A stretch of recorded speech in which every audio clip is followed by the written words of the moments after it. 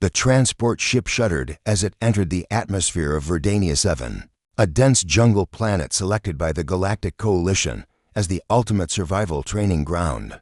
Kylie pressed her face against the viewport, watching emerald canopies stretch endlessly below. Beside her, William checked his gear for the third time, his methodical nature showing even in crisis. "Attention all cadets." The metallic voice of Instructors Exeter crackled through the speakers. The Krillians' eyes gleamed with what might have been amusement. "You have 7 planetary rotations to reach the extraction point. Blend with nature. Move like the wind. Become invisible to your environment." Kylie caught William's eye and smirked.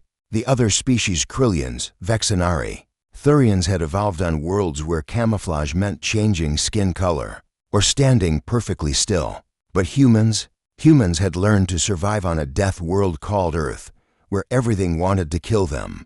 The drop was immediate and disorienting. Kylie hit the jungle floor in a controlled roll, already scanning for threats. William landed nearby, silent as a shadow. Around them, other cadets crashed through branches, their luminescent skin and crystalline exoskeletons catching the filtered sunlight. "So much for blending," William whispered. Nodding toward a Vexenari whose purple carapace glowed like a beacon, they moved quickly, putting distance between themselves and the landing zone. The instructors had given them minimal supplies: a basic knife, water purification tablets, and emergency beacon. Everything else they'd have to acquire from the environment. By nightfall, Kylie had fashioned a lean-to shelter using broad leaves and vines, while William returned from reconnaissance with armfuls of edible tubers he'd identified by their distinctive smell.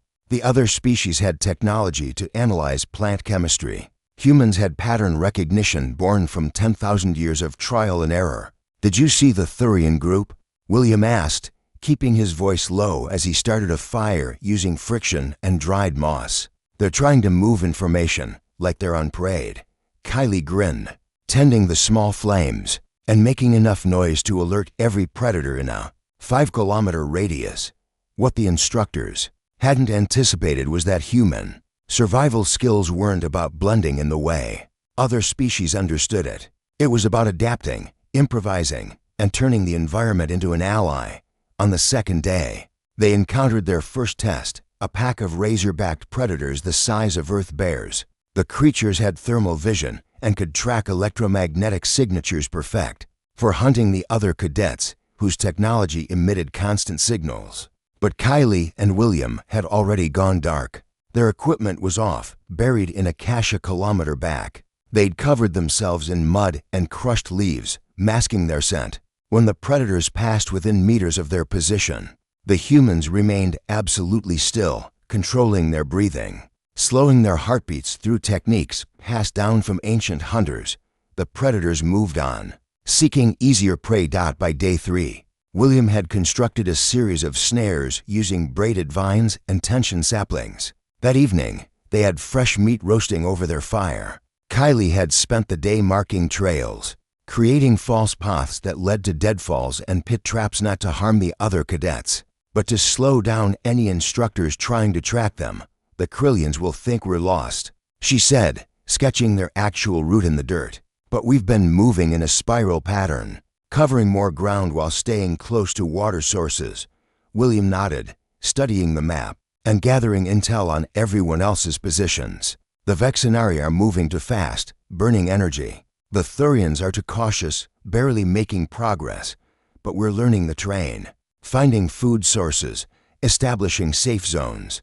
Kylie's eyes reflected the firelight. "We're not just surviving, we're thriving." On day 5, they encountered a group of Krillian cadets who'd been reduced to eating their emergency rations. The aliens stared in disbelief at the humans camped the smoking rack of preserved meat, the water collection system, the comfortable shelter reinforced against weather. "How?" one Krillian asked, their translator struggling with the concept.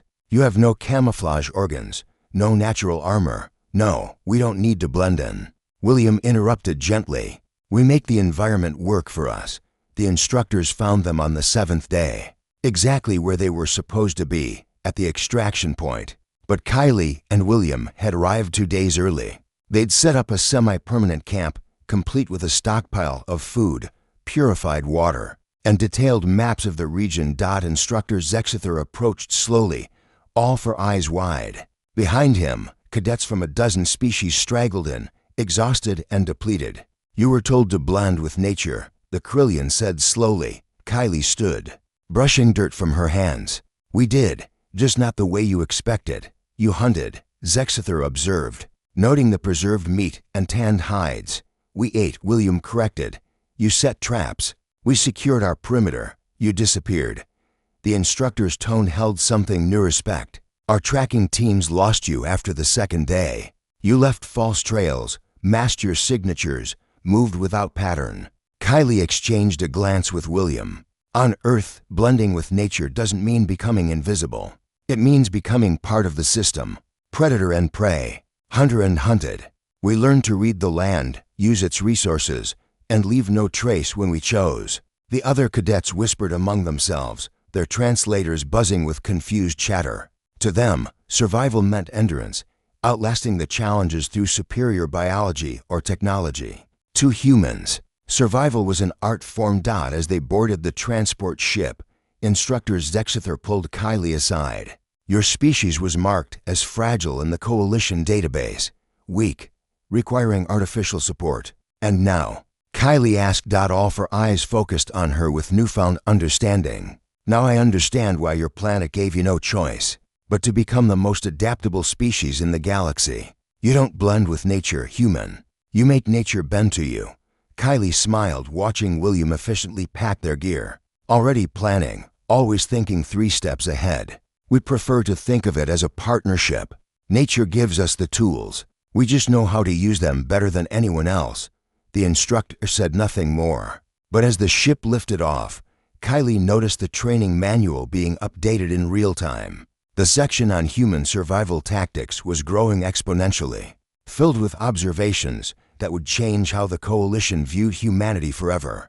In the cargo bay, William leaned back and closed his eyes. "Next time," he murmured, "they'll make it harder." "Good," Kylie replied, grinning. "I was getting bored, because that was the thing about humans. They didn't just survive. They excelled, adapted, and turned every challenge into an opportunity to prove that on a galaxy full of species with natural advantages, sometimes the best tool was a creative mind and the will to never give up." The instructors had said blend with nature. Humans had shown them what that really meant.